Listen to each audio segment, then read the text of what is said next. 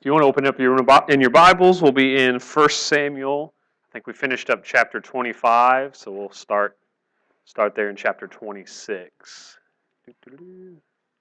We're kind of picking up speed just a bit, trying to kind of finish out the book of 1 Samuel, and then slow down a little bit once we knock out Saul here and at the end of the book. A lot of these stories, they're you kind of wonder why we have certain things in this book. I mean, not to our mind, if we're writing a history of something, you hit the highlights. Well, some of these aren't necessarily highlights.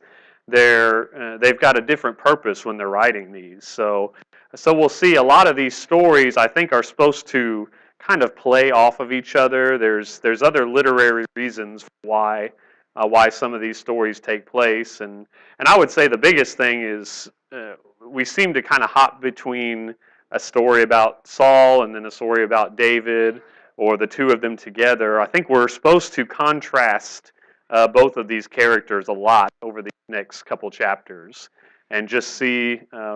You'll notice there's going to be similarities with the way David approaches something versus Saul. Or even David himself. You know, we saw with Abigail and this whole chapter that he had just gotten done showing mercy to Saul in chapter 24, and then Nabal, this fool, kind of he does some dumb stuff and makes David mad, and David's willing to kill them all. And only by the Lord sending Abigail does he kind of stay his hand.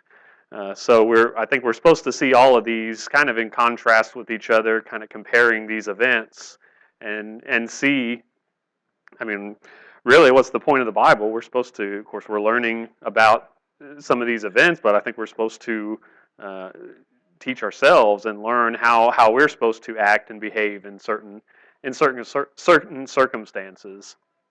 So this kind of interesting. This whole Abigail and Nabal chapter with just David is kind of bookended by a real similar chapter here with chapter 24, where David has an opportunity to kill Saul, and he doesn't. He stays his hand.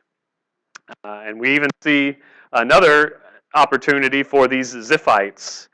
We saw those back in a couple chapters ago. They basically tell Saul where David's at. It's almost like we're reading the same thing again, but this is a different opportunity, or a different, not a different telling, but this is a different story. There's enough evidence here, different things that happened to I think assume that these are not the same story twice. It's two different times this happened. They just sound real similar. So here we have the Ziphites. They came to Saul and they tell him where David is hiding, almost the same area. Saul gathers 3,000 men, and he goes and kind of sends him out. David seems to have a pretty good spy network. It kind of mentions David's spies and David's informers. So he's done pretty good with getting information there in verse 4. So David knew for certain that Saul had come. So immediately, verse 5, David went out to the place where Saul had camped. He saw the place where Saul and Abner, son of Ner, the commander of his army, were lying down. Saul was lying inside the inner circle of the camp with the troops camped around him. We're given this detail to show how when David comes in and takes some of Saul's things, this wasn't as easy as when Saul came to him and was just standing there in the cave by himself. This is much, definitely, I think this is a little more of God kind of helping things out here. See, verse 8, then David asked Ahimelech the Hittite and Joab's brother Abishai, son of Zeruiah, who will go with me into the camp to Saul? I'll go with you, answered Abishai. So he's not going by himself, he's going with Abishai, and I want you to keep him in mind. We're going to see it once we kind of get rid of Saul. We're going to see that some of David's men kind of take a more prominent role in the text. So Abishai is one of those, and he's actually a lot of these guys are going to be relatives of David. So remember, David was the eighth of eight sons. It talks about, so he had seven older brothers. But in some other genealogies, we find out he actually had a couple sisters as well. And those sisters are going to have several sons that play an important role in David's administration later on. Abishai is one of those.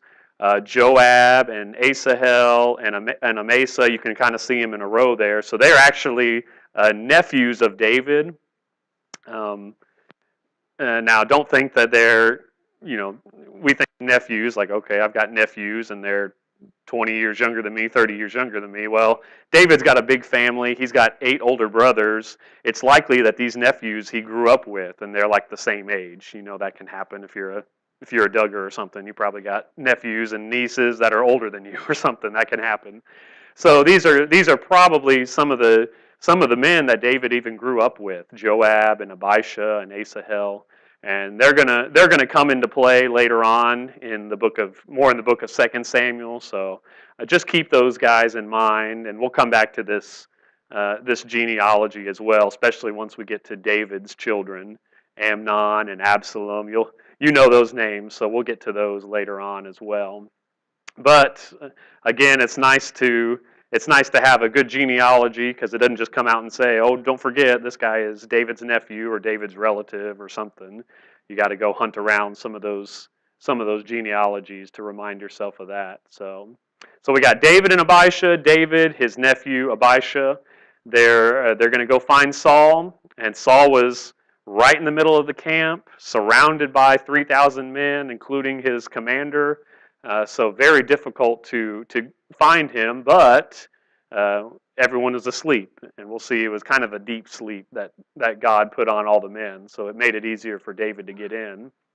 And we see his spear is stuck in the ground by his head. What does Abishai want to do? Strike him down with what? His own spear. So kind of a karma situation there. And remember, David almost got killed several times by none other than Saul's spear. Well, here's the opportunity to take that spear and kill Saul. I like that he says, let's see, let me thrust the spear through him into the ground just once. I won't have to strike him twice. So I only have to hit him once. He's going to die. I'm confident enough in my abilities, says Abishai. But David, to his credit again, just like before, his men wanted to kill Saul in the cave. He says, "Don't destroy him, for who can lift a hand against the Lord's anointed and be innocent?" David added, "As the Lord lives, the Lord will certainly strike him down. Either his day will come and he will die, or he will go into battle and perish." Is David being a prophet in this instance? And what has he just seen in the previous chapter? Nabal, literally, David was about to enact justice on Nabal, and his hand was stayed by Nabal's wife Abigail. Well, 10 days later, that justice was brought on Nabal by the Lord himself. So I think we're supposed to read these stories kind of in tandem in these groups like this. So David, having just seen, before when he encountered Saul in the cave, he didn't know what might happen. He didn't know how the Lord's justice would come about. But now I think he's, after seeing Nabal and kind of comparing that to his situation with Saul, he knows what's going to happen to Saul a little bit better based on that instance, and you get that. It's almost prophetic, knowing what happens by the end of the book of 1 Samuel, that he will die, he will go to battle and perish, but David doesn't need to be the one to do that himself. He can wait for the Lord to accomplish that, and he can be innocent. He says in verse 11, "However, as the Lord is my witness, I will never lift my hand against the Lord's anointed. Instead, take the spear and the water jug by his head, and let's go." It's kind of interesting. Think about these two instances we've just mentioned. In chapter 24, when David cuts off the robe, or the portion of the robe of Saul's portion of Saul's robe, and now he's taken his spear. Those are two. I guess what do those symbolize? A king's robe and a king's spear. What would that symbolize? His power and strength, his kingdom. It's kind of ironic that a couple chapters before, what did Jonathan give to David? His cloak and his spear, or his arms there. So Jonathan willingly gave that to David. Here in these last 3 chapters, we've seen David forcibly take that, and even taking those symbols was kind of made him feel guilty in that previous story. So at least here he doesn't have to lay a hand on Saul in any way. He does take his spear, which, I mean, think about the embarrassment of that. You're surrounded by 3,000 men. One man is able to sneak in and take the spear that was laying right by your head in your water jug. This is going to be a pretty embarrassing moment for Saul. And you might think like a lowly army man might be foolish enough to lose his spear, but certainly not a king. Yeah. To lose his symbol. A king that is typically surrounded by guards that are protecting him. Leading an army in a battle to go after David. And it wasn't just some random guy that snuck in. It was sitting at home and he just got lazy. They're out in battle mode, going out on mission, and he loses his spear. Yep, and the one man, David, and his assistant and his nephew there, Abishai. And if anyone would have been recognized, it would have been David and Abishai probably. It wasn't just some lowly private or something. But we do see that the Lord was kind of guiding this in a way. He causes a deep sleep to come over all of them, which makes sense. Even an accomplished David, as light of foot as he probably was, and good at hiding or something, he might have had some skills there. But to sneak into an armed camp of men and leave undetected with the king's spear seems a little far-fetched unless the Lord was helping him. So David crosses back over, and he kind of finds a perch where everyone can see him, and he can communicate from a safe distance. And he first calls out Abner. Who was Abner again? Saul's general, yeah, commander of his army. I think we later in the past we've seen that he's a relative of Saul as well, like a brother-in-law or something. I'd have to check that. But he's the one that should have protected the king, and here's David showing evidence that he did not protect the king. So he kind of calls him out a little bit and kind of mocks him in a way, just showing what David has done. And then here's Saul in verse 17. Is that your voice? Notice the change in language again. Sometimes it's Jesse's son, kind of a real passive-aggressive statement. And then there's, is that you? Is that your voice, my son David? David, it is my voice, my Lord and King. And he continued, why is my Lord pursuing his servant? What have I done? What crime have I committed? Now, my Lord the King, please hear the words of his servant. If it is the Lord who has incited you against me, then may he accept an offering. But if it is people, may they be cursed in the presence of the Lord. For today they have banished me from sharing in the inheritance of the Lord, saying, go and worship other gods. What does he mean by this statement, that he's been banished and told to go worship other gods?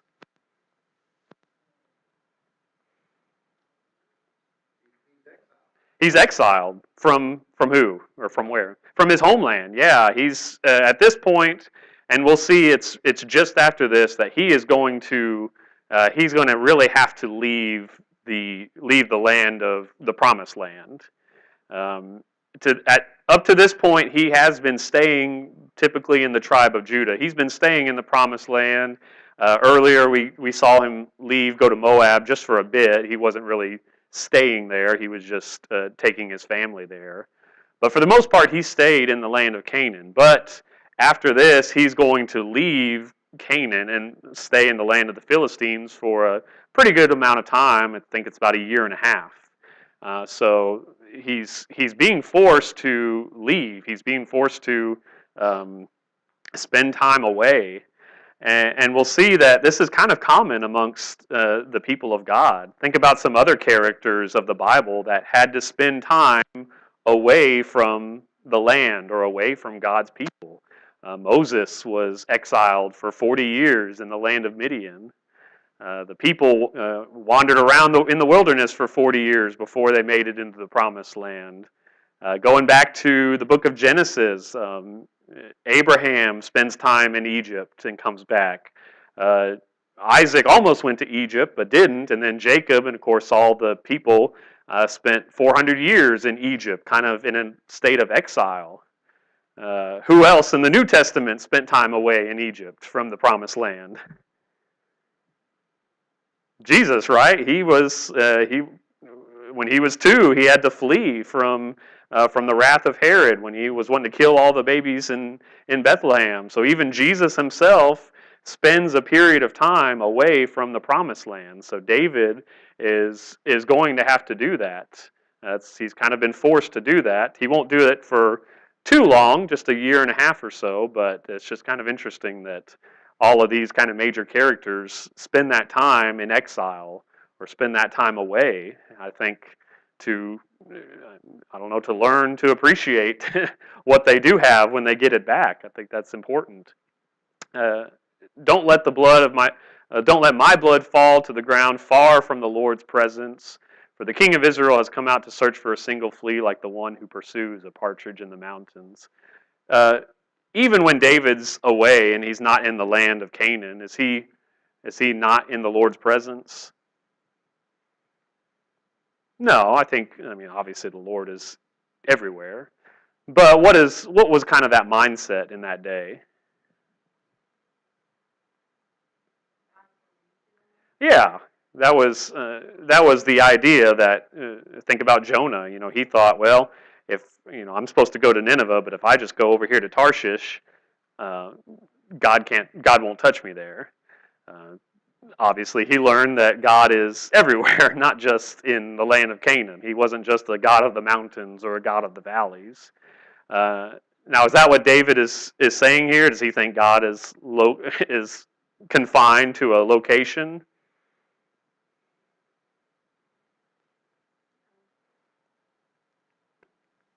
Why not? I don't think so either. I think he's he's stating this in a way that they might understand. I mean, Saul and the people might have that idea. So they were thinking when they're kicking David out, they're getting him out of the good graces of God or getting him out of the presence of God. But that's really not the case, even though that's what they think, and they're trying to get him to go worship other gods, do something else, get out of here. But removing David and removing everything that's been promised to him by getting him to a different location, that's just not going to work. No matter how hard Saul tries to kick him out or get rid of him or kill him or whatever he's trying to do, it's impossible to, uh, what's the phrase, separate us from the love of God would be a good one to think about there. Saul, again, he's usually pretty good about having these statements of contrition. You know, I've sinned. They sound really good, but when you've done this over and over again, even David here doesn't really believe the words he's saying because it never comes with action. He says, I've sinned. Come back, my son David. I will never harm you again because today you considered my life precious. I've been a fool. I've committed a grave error. David gives him his spear back, but he sends someone else to do it. He's not going to. He's not going to even go over there and get close to Saul. He's going to stay far away. But Saul, that there at the end of verse 25, you are blessed, my son David. You will certainly do great things and will also prevail. Then David went on his way, and Saul returned home. So, and we'll see even just in the next verses, uh, David clearly doesn't believe that he's in the clear, that he's safe. He says, chapter 27, verse 1, one of these days I'll be swept away by Saul. There is nothing better for me than to escape immediately to the land of the Philistines. Then Saul will give up searching for me everywhere in Israel, and I'll escape him. So all of Saul's statements, and I'm not going to kill you, or I've sinned, I'm a fool. Again, there's no action behind it, so David just doesn't believe him, probably for good reason. I don't think that Saul is even at this point is done looking for him. But it's interesting. This will, at least from what we can tell, this is the last time they get to see each other, because just a couple chapters later, Saul's going to be killed in battle. But David, he sets out. He goes back to Achish, the king of Gath. He's got 600 men with him. It talks about his two wives are with him, Ahinoam of Jezreel, and we already know about Abigail. He marries her, Nabal's widow. And now that Saul knows that David is no longer in the land of Israel, he can't really do much about it, so he no longer searches for him in verse 4. So we were kind of focused more in that southern Judah region, but there, kind of upper left, that's where Gath is, into the land of the Philistines.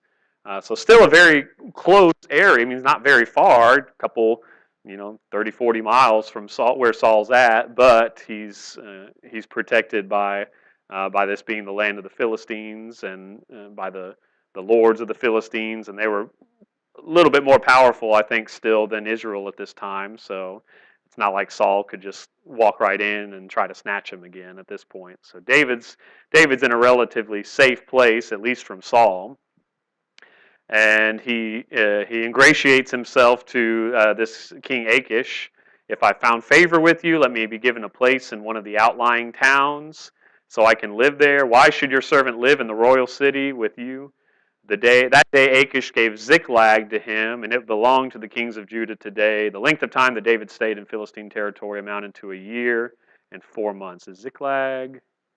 I can't remember if that's on there or not. Ziklag's going to be.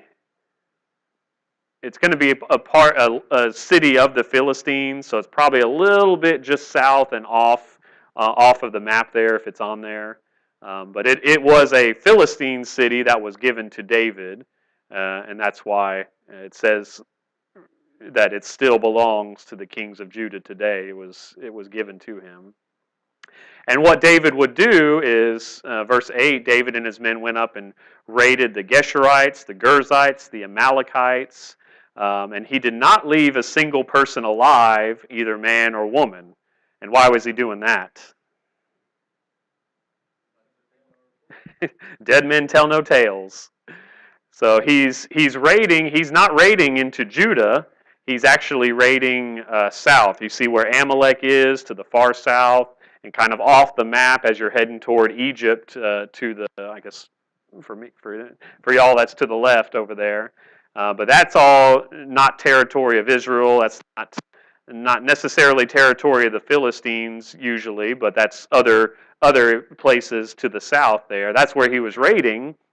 But the Philistines thought that he was raiding Judah. So when he came back to Achish, he'd say, "Where did you raid today?"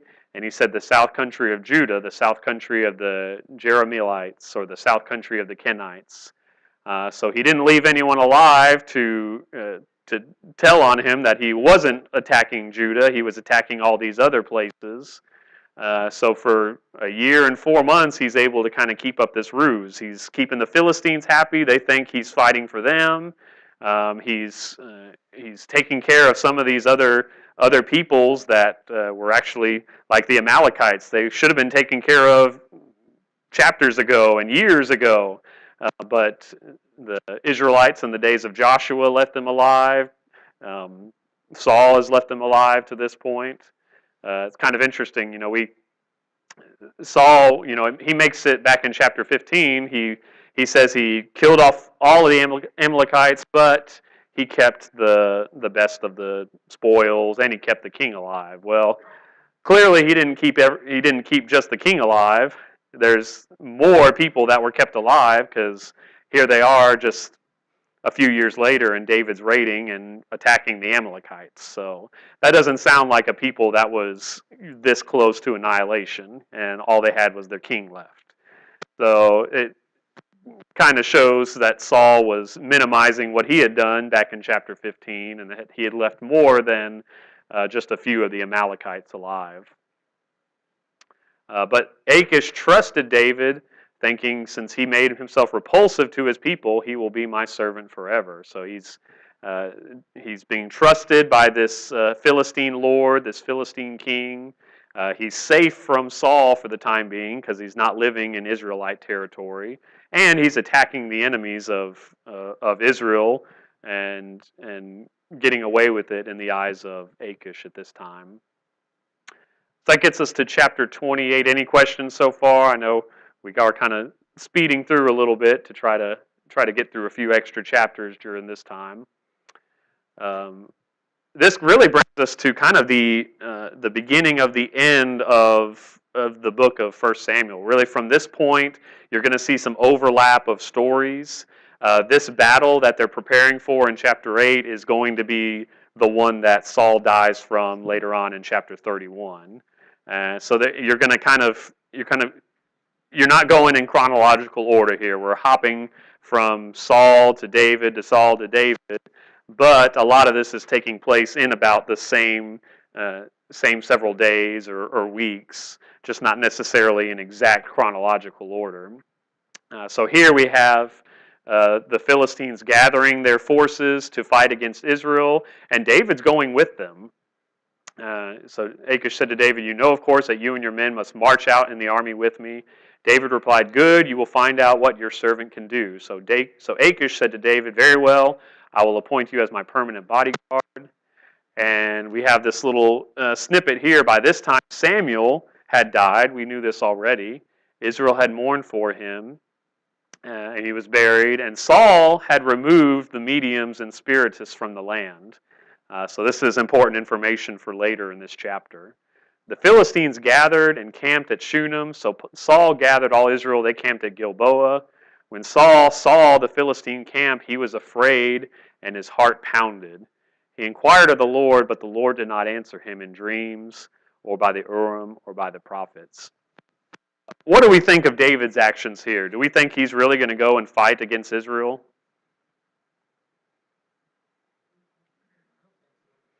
Why not? How's he? I guess how's he going to get out of it if he does? I mean, he's going with Achish. His men are going with him. Well, he's trusting in the Lord because the Lord's not going to allow it. And if he's not going to kill the king because the Lord knows that he's not going to let him, Yeah. he's definitely not going to go out and fight, his own countrymen. Yeah. Just for a ruse.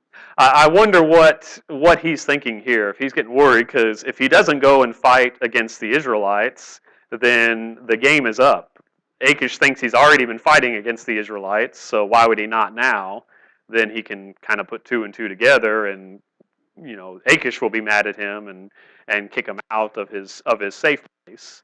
And remember, David's got he's got 600 men, and he's got two wives and all the men's wives as well. This is more than just my army that I'm worried about. This is his city and his family. I mean, these people that he is responsible for. So he's got a big responsibility here. So I just wonder what his mindset is. What ends up happening is God does prevent him from having to fight in a similar way that he sent Abigail to prevent David from doing something he shouldn't. So I don't know what David's mindset was, if he was planning to fight, or he was hoping that God wouldn't, or if he was planning to fight in defiance of God, and God made sure that he didn't do that. What do you think? So if he won't raise his hand against the Lord's anointed, who is actively trying to kill him, why would he raise his hand against the armies of the living God? Yeah. You have the Philistine leaders who are suspicious of David and say that David would use this opportunity to deliver their heads over to Saul. I think they hit the nail on the head because you have David during his time at Ziklag, he's raiding the enemies of the Lord. Mm-hmm. Here's an opportunity for him to again deliver people over to Saul. So he's kind of been using this time, and then he'll finally cash in on all this investment of, they trust me. He'll be, while the Philistines are fighting the Israelites, he's sitting there guarding their rear, and then all of a sudden he turns against them, and it's a great victory for the Israelites. That could have been it too.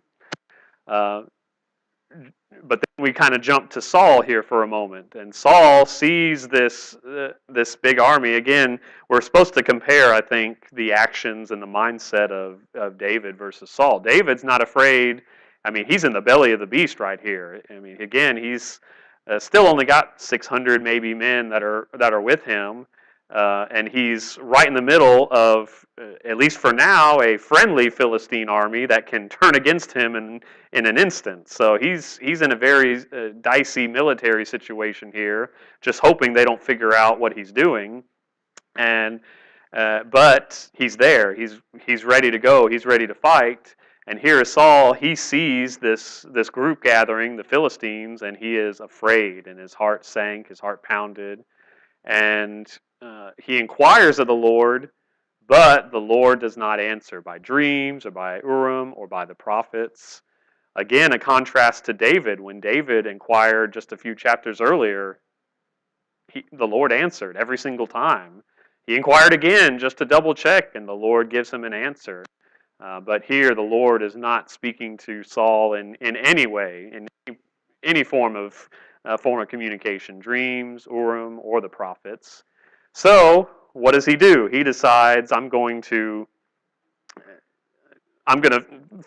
make sure, I'm going to ask someone, I'm going to do something that he knows he shouldn't, because he had removed the mediums and the spiritists from the land. So we're supposed to see that and know that Saul, he's not consulting this medium, this witch, out of ignorance. He knows exactly that this is not allowed. This is against the law of God, and he.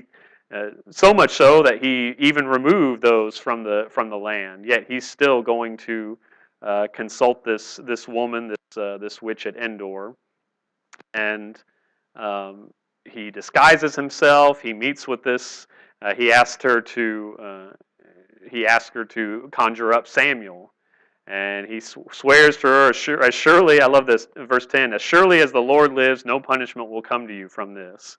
It's just really ironic anytime Saul swears by the Lord when he's in the middle of doing something that is against what the Lord says. Verse 11, who is the one you want me to bring up? Bring up Samuel for me. Of course, we've already been told at the beginning that this is after Samuel has been dead.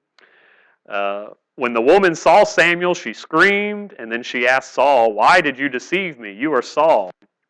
The king said to her, don't be afraid. What do you see? I see a spirit form coming up out of the earth. The woman answered. Saul said, what does he look like? An old man is coming up, she replied. He's wearing a robe. And Saul knew that it was Samuel. He knelt low with his face to the ground and paid homage. I love this. Why have you disturbed me by bringing me up? Samuel asked. I'm in serious trouble, replied Saul. The Philistines are fighting against me. God has turned away from me. He doesn't answer me anymore, either through the prophets or in dreams. So I've called on you to tell me what I should do. I wonder what Saul expected from this conversation. You ever think about that? Like, what does he expect? Like, he knows that calling up mediums and spirit, all this divination, is a sin against God. Actually, look back at chapter 15. Just turn back a few pages. If you remember, chapter 15 was when Saul was supposed to kill the Amalekites and wipe them out, and he didn't. So Samuel basically tells him that, you're done. The kingdom is being given, tear it away from you. And someone read verse 23 for me. What does Samuel say to him?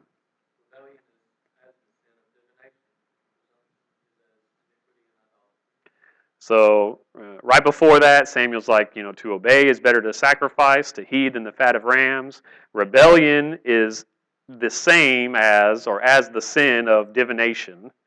And here we have Saul in chapter 28 rebelling.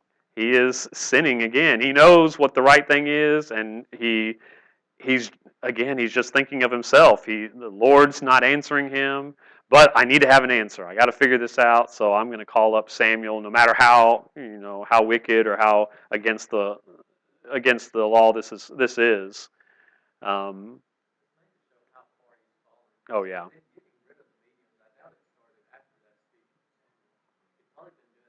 hmm yeah, yeah.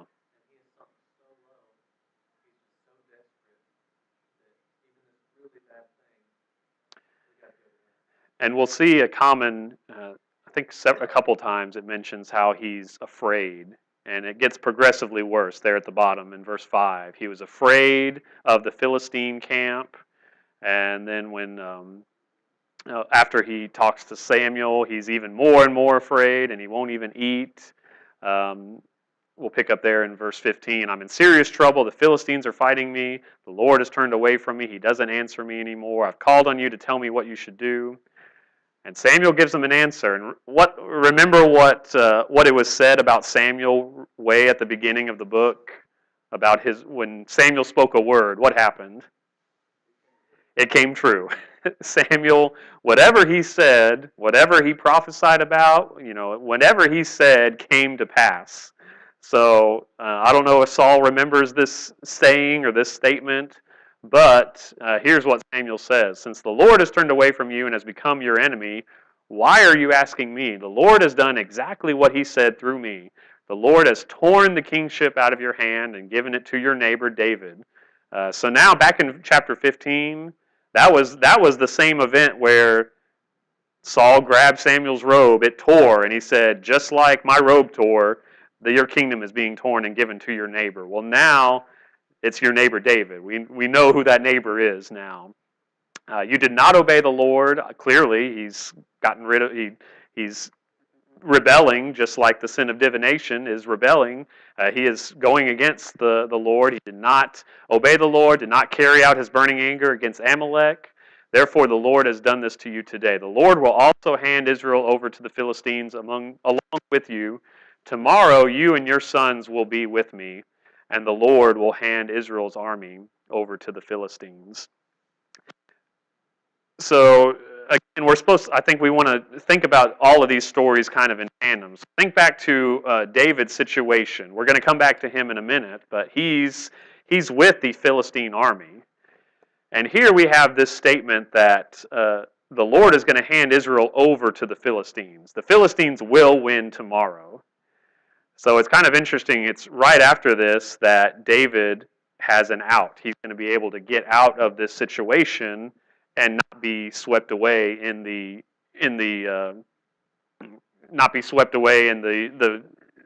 catastrophic defeat that this will be. I think because if David was there, if he was fighting if he turns against the Philistines and fights against them, Israel probably wins, right? The Lord was with David. So he is ensuring that Israel loses on this day by getting David out of there. So that makes me think that, yeah, he might have turned against the Philistines and brought victory to them, but he's not going to be there, so the Lord can do what he wants and have Israel end up losing. And then Saul was afraid of the Philistines. Well, he's terrified by Samuel's words, and was also weak. He wouldn't even eat. The woman, the spiritist here, offers to give him food. He doesn't want to eat. He finally listens to her. So she served Saul, and afterward they got up and left. And then here we have David's, kind of going back to David's story here. The Philistines had brought all their units to Apec. The Philistine leaders were passing in review, and there's David. They remember the Philistines there wasn't one king of the Philistines. It was 5 cities, so they were kind of controlled by these 5 governors, these 5 lords. So Achish was just one of those, the governor or the lord of Gath. But the others came in review, and they say, "What are these Hebrews doing here?" And Achish says, "Oh, this is David. He's with me. I've found no fault in him this entire time he's been with me." The Philistine commanders are a little bit smarter about it. I think Achish, I don't know if he was uh, just like David or he was fooled by David, whatever it is, the rest of the Philistines weren't fooled. They said, get him out of there because he's likely to turn against us. Isn't this the same David that they sang about? Saul has killed his thousands, but David is tens of thousands. Whose thousands was David killing in that song? Yeah, it's usually Philistines. So if they knew about this song, they knew the full context of that song and when it started, when he was killing Philistines at the specifically Goliath several chapters ago. Achish tries to kind of talk the Philistine lords into letting David stay. He tries to support him, but he realizes he can't do that. So um, David there in verse 8, what have I done from the first day? I think he tries to keep himself there. Again, maybe his plan was to turn against them and bring victory to the Israelites. But Achish tells him to he must not go to the battle with us. Verse 10, he got up early. You and your masters came with me when you're all gotten up early. Go as soon as it's light. So they went, and the Philistines continue on toward the battle. And David, they returned back to their home in Ziklag. So here's another map. We're actually a little farther north at this point. So there, Gath is way toward the bottom now, and now you notice the Philistines are spreading out. They've kind of stayed more in that central area of Israel, but now they're marching all the way to Jezreel, is up there close to the Sea of Galilee. We think that Mount Gilboa is even closer to the Jordan River. So the Philistines are actually flexing their muscles a little bit here. They're marching straight down. This is kind of the breadbasket of Israel, very lush and fertile area, and pretty far away from Philistine territory. Before, they would usually fight close to the border, but now they're way up into what is mostly more Israelite territory. So the Philistines are definitely in a position of strength here. Of course, they're going to win this battle here pretty soon by the end of the book. But it's kind of a dicey situation for Saul. Of course, he sees the army that's in front of him, and he was afraid. I'm sure this is a pretty big army that they're dealing with. But again, David is going to be removed from this whole situation. He's got his own little situation to deal with here in chapter 30, and then Saul is going to have his final battle here in chapter 31. All right, any questions about that so far? That was a lot. I think it was 3 or 4 chapters. Figured I'd get some questions about the medium, the witch. That's always one of those questions with this story of the spiritist, the witch. Was she normally able to conjure up anyone? Is this something that happened often? Could they really call people from the dead, or was this a common occurrence? Her reaction is kind of interesting. There in verse 12, when the woman saw Samuel, she screamed, and then she asked Saul, "Why did you deceive me? You are Saul." So why is she screaming? Is she surprised because this is the first time she's ever called anyone up and that actually worked? Or she somehow figured out who Samuel was and who Saul was, and one of those tough questions. Don't really have too many answers to on this. Any thoughts or questions about that? I always like Samuel's statement, why'd you call me up? He's been done with all this. He's in a happy place right now, I would assume.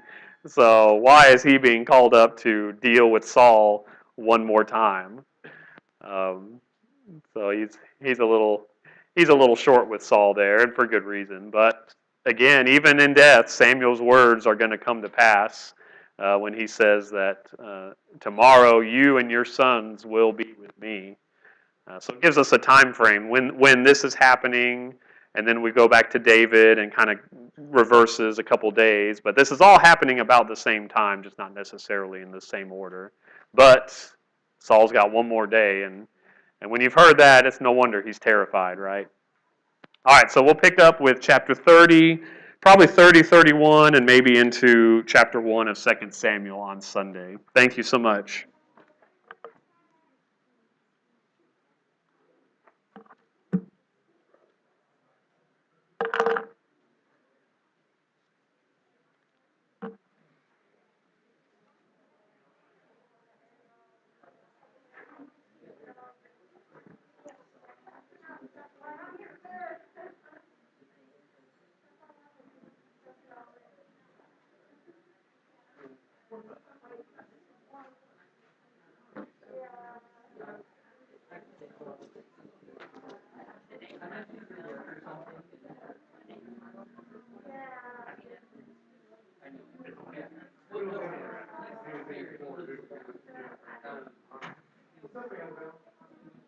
She is with her mom.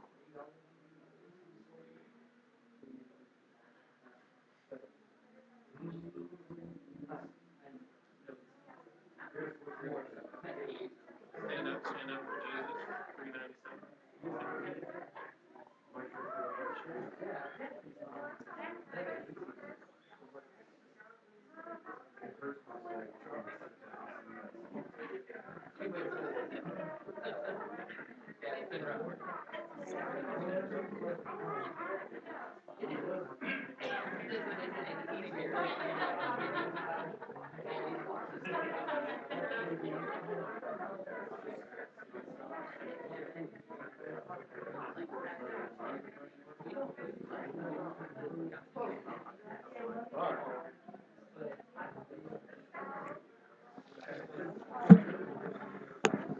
Good evening. It's good to hear people fellowshipping and talking to one another. I have a kind of trivial question for all y'all this evening. How much does this weigh? 1 liter, 1 quart. So it's 32 ounces. It weighs, 2.5 pounds. Something like that. Now, I'm a big guy. I'm pretty strong. I could hold this water out here for a minute and it wouldn't bother me at all, would it? What about 10 minutes? An hour? What if I hold it here all night? All the way until tomorrow. That 2.5 pounds is going to feel like the weight of the world at some point. It doesn't really matter how strong you are if you're holding something by yourself long enough, eventually you'll fatigue. I mean, I got big, fat, heavy arms, and it's already getting pretty heavy, just to be honest. But if you hold that out there eventually, your arm will fail.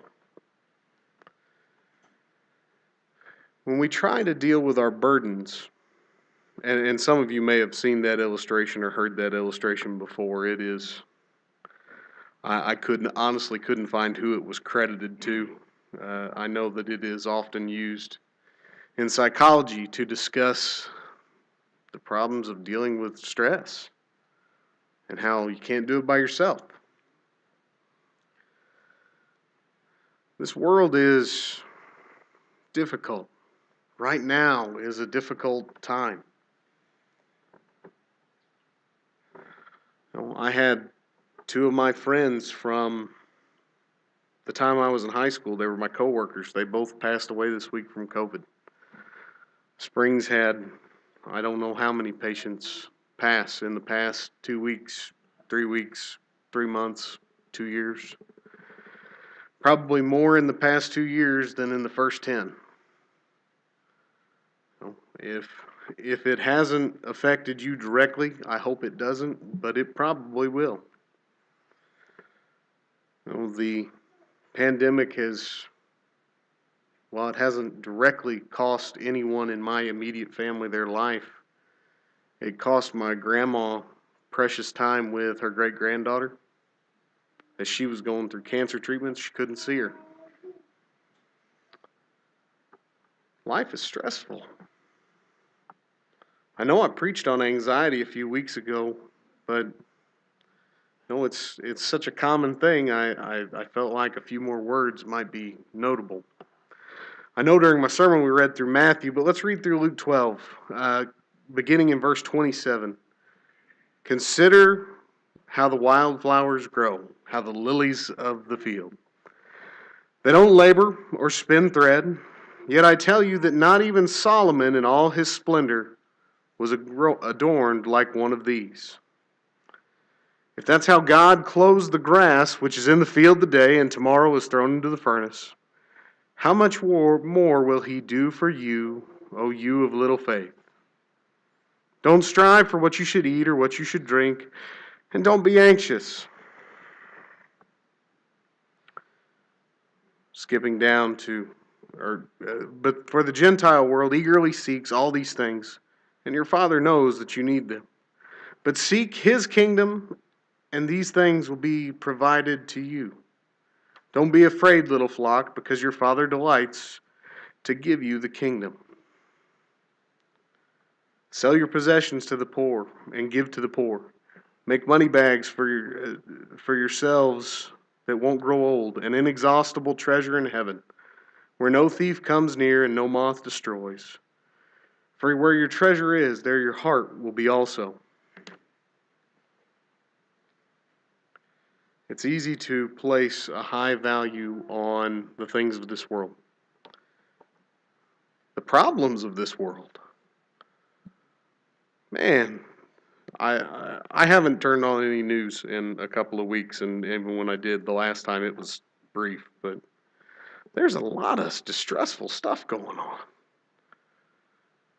About a half a dozen different things could be stew-worthy at any moment.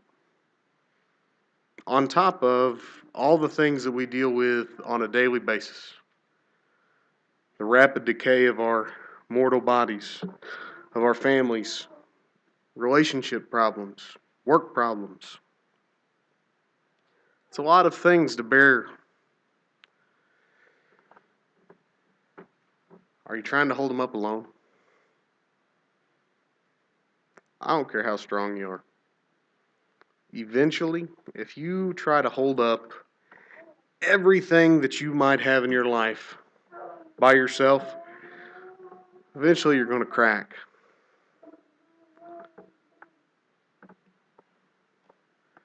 The Bible says, let he who thinks he stand take heed lest he fall.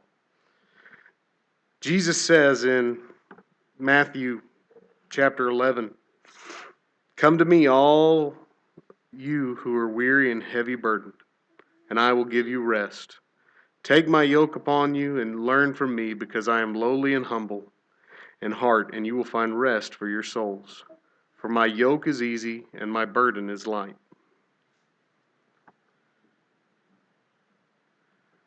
The peace, we talk about the peace that passes understanding. Knowing in your heart that you have followed Jesus, that you have followed his commandments, that you have put on Christ in baptism, and that if anything should happen to you tonight, you will wake up in paradise. What can man do to me? What is stress? If I die, it's gain. That's what Paul says. So why do we carry all these worldly burdens? When we lay our treasures in heaven, when we set our mind on things above and not on things that are just right here, everything gets a little lighter. And that's because we're not carrying those burdens alone. This evening, if you're heavy laden, if you're burdened, if you haven't put on Christ, what's stopping you tonight? Why are you waiting? If you're burdened and you've already put on Christ and you need the prayers of your brothers and sisters, there is no better time than the present. But should you leave this place tonight, the invitation goes with you, whether it is for baptism or whether it is for prayers or assistance. I don't know of an elder or a deacon or a member for that matter that wouldn't be happy to answer their phone anytime, day or night, to help you, because that's what we're supposed to do. Help bear one another's burdens. If you have a need that the church can assist with, please make it known as we stand and as we sing. Stand up for Jesus, ye soldiers of the cross. Lift high his royal banner, it must not suffer loss. From victory unto victory, his army shall he lead, till every foe is vanquished, and Christ is Lord indeed. Stand up for Jesus, the trumpet call obey. Forth to the mighty conflict in this his glorious day. Ye that are men now serve him against unnumbered foes. Your courage rise with danger, and strength to strength oppose. Stand up for Jesus, stand in his strength alone. The arm of flesh will fail you, ye dare not trust your own. Put on the gospel armor, each piece put on with prayer. Where duty calls or danger, be never wanting there. Stand up for Jesus, the strife will not be long. This day the noise of battle, the next the victor's song. To him that overcometh, a crown of life shall be. He with the King of glory shall live eternally.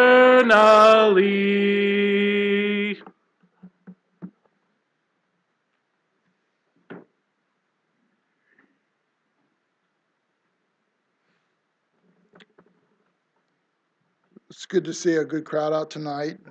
I just have a few announcements. First of all, those that are sick and shut in, Richard and Becky are still quarantined, being around somebody that had COVID, and they should be back Sunday, however. And Becky has a her heart doctor tomorrow. She's going to be seeing that doctor tomorrow, the heart doctor. So let's remember them in our prayers.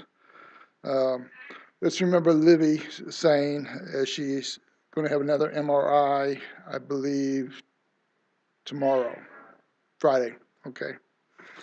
And we also our shut-ins, Clemmy Nichols, Becky Berry, the Winebrenners, and Sister Atherton. Let's remember them. Those that have away traveling, Dwayne and Denise are traveling, and also Luann Holt is out of town. Sunday, we start a new term for the teachers. So the teachers, remember that. So everybody's going to be changing up teachers Sunday. And the classrooms are actually going to change too. We're going to put the teenage class back here in the bottom, and everybody else is just moving down one class that way. Okay? Does that make sense? Everybody's okay with that? Okay. That's all the announcements I have right now, and we'll have our closing prayer by Brother Phillips.